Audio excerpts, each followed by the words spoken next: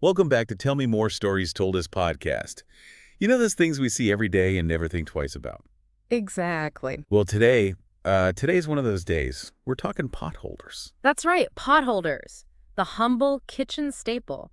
But as we'll discover, there's a whole lot more to them than meets the eye. Okay, I have to Yes. admit, when I think potholders, I think basically just something to grab hot stuff with. Yeah. You know, like a basic cotton square or maybe silicone if you're feeling fancy. And that's a great place to start, because the story of the potholder is full of surprises. It's about social movements, changing styles, even kitchen safety debates. Hold on. Social movements, potholders were involved in protests or something. Think about it. For centuries, the potholder has been this common item found in almost every kitchen. Right. So it's also been a canvas for personal expression, even a subtle way to communicate a message. Interesting. And throughout history, people have used potholders to do just that. I'm intrigued.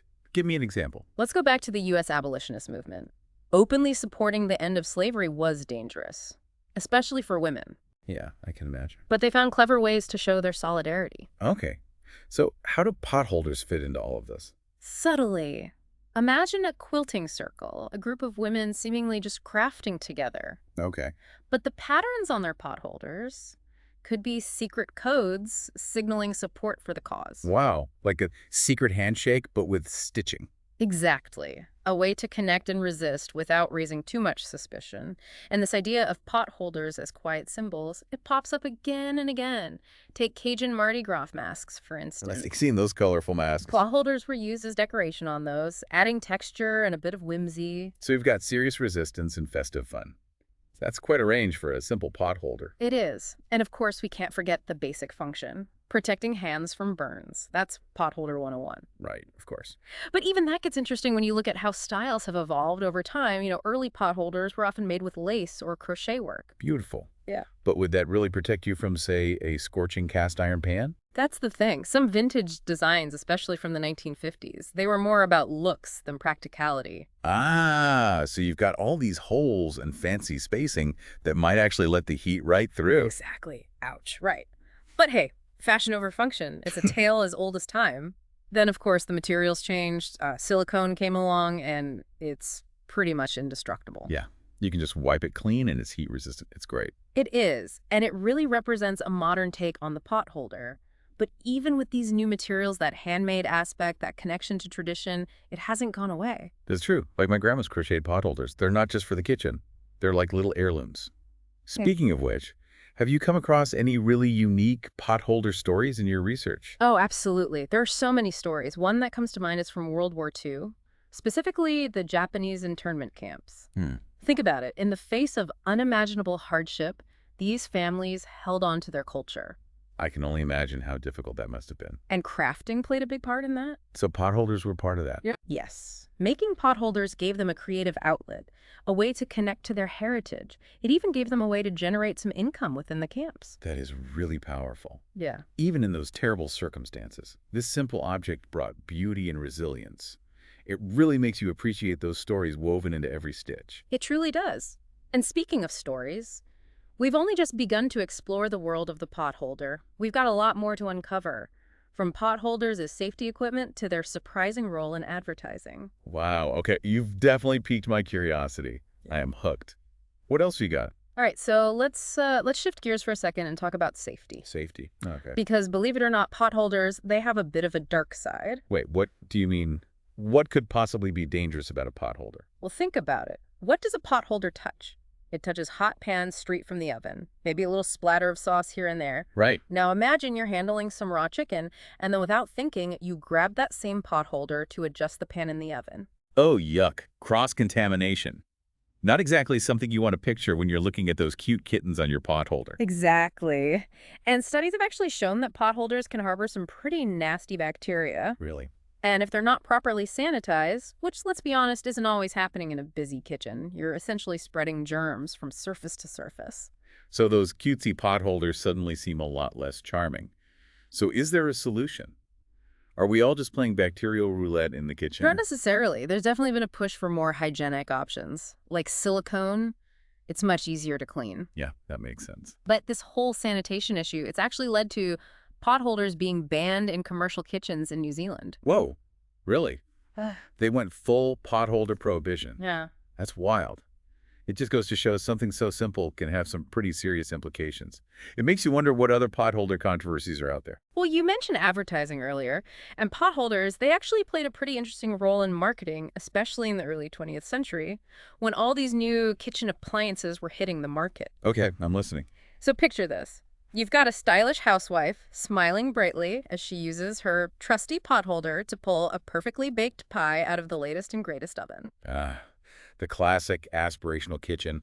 Buy this appliance and you too can achieve potholder perfection. Exactly. But was there ever any pushback? Like, did anyone say, hey, these ads are kind of glorifying domesticity in a way that limits women's roles? Hmm. That's a really interesting point.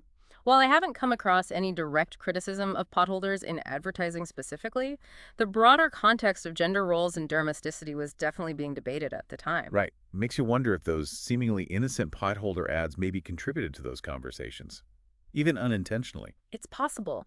And it really highlights how potholders have often reflected these larger social trends. Right. And speaking of reflecting trends, let's talk about the sheer variety of potholder designs out there. Uh-huh. I mean, you've got everything from classic squares to novelty shapes, Yeah. animals, you name it. It really is amazing. And it speaks to the potholder's dual role as both a functional item and a creative outlet.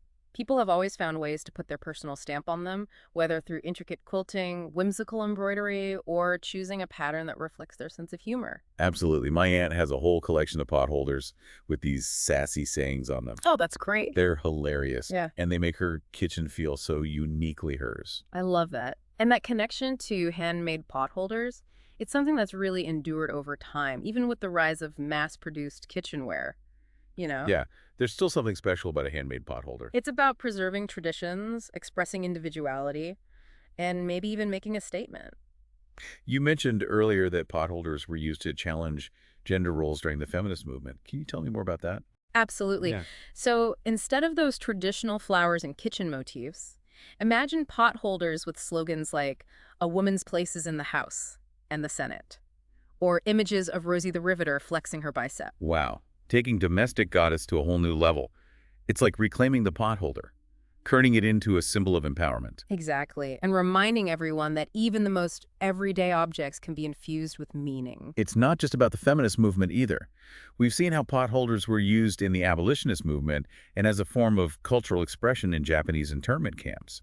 It's like they have this quiet power, this way of speaking volumes without actually shouting. It's incredible. These unassuming squares of fabric holding so much history, so many stories waiting to be told. Okay, so we've covered a lot of ground here, from secret codes to sanitation scandals and everything in between. And there's still more to come. The potholder's journey is far from over. Right. I'm ready to hear what else you've uncovered about the fascinating world of the potholder. Okay, so we've covered a lot of ground here, from secret codes to sanitation scandals and everything in between. But I'm curious, where do we go from here? What's the future of the potholder? You know, it's funny because even with all the high-tech kitchen gadgets we have these days, the potholder's still around. That's true. We've got air fryers and Instant Pots and all these fancy appliances, but you still need something to grab that hot handle. Exactly. And maybe that's part of the appeal, is that tactile experience, that direct connection between your hand and the heat of the kitchen. It's something you just don't get from pressing buttons on a fancy machine. Yeah, I could see that. Wow. And a world that's increasingly virtual, maybe that physicality, that Yeah. connection to traditional crafts, it becomes even more important. Like my grandma crocheting potholders, it wasn't just about the end product. It was about the process, the skill, the satisfaction of creating something with your own two hands. Absolutely. And that ties into the sustainability aspect as well. Yeah. You know, repurposing old fabrics, using natural materials. It all feeds into this more mindful approach to consumption. The potholder almost becomes a symbol of resourcefulness, a little act of rebellion against throwaway culture. So we've got this interesting blend of tradition and innovation, Yeah. practicality and symbolism. Any wild predictions for the potholder of the future? Will we be seeing potholders with built-in sensors that tell us the exact temperature of our pans? Haha, that's a great image. I wouldn't be surprised to see some tech integration, especially as smart homes become more common. But I also think there will always be a place for those handcrafted, heirloom quality potholders, the kind that get passed down through generations. Like a digital age version of those coded abolitionist patterns. Maybe our grandkids will be decoding our potholders to figure out the Wi-Fi password. No, there's a thought. But on a more serious note, I really do think that the core of the potholder, that blend of function and creativity and connection to the past, Yeah. that's what will endure. Well said. Who knew we could uncover so much from something as seemingly simple as a potholder? From secret codes to kitchen sanitation scandals, it's been quite a journey. It just goes to show that the most ordinary objects can have these extraordinary stories, if you just know where to look. And that's what we're all about here on Tell Me More Stories Told as podcast, uncovering those hidden histories and sharing them with you. We hope this deep dive has inspired you to look around your own home with a fresh perspective. What seemingly mundane objects might be hiding fascinating stories? What tales are woven into the fabric of your everyday life? We'd love to hear your thoughts. Connect with us on social media and share your discoveries. And until next time, keep exploring, keep questioning, and keep telling those stories. Thanks for listening.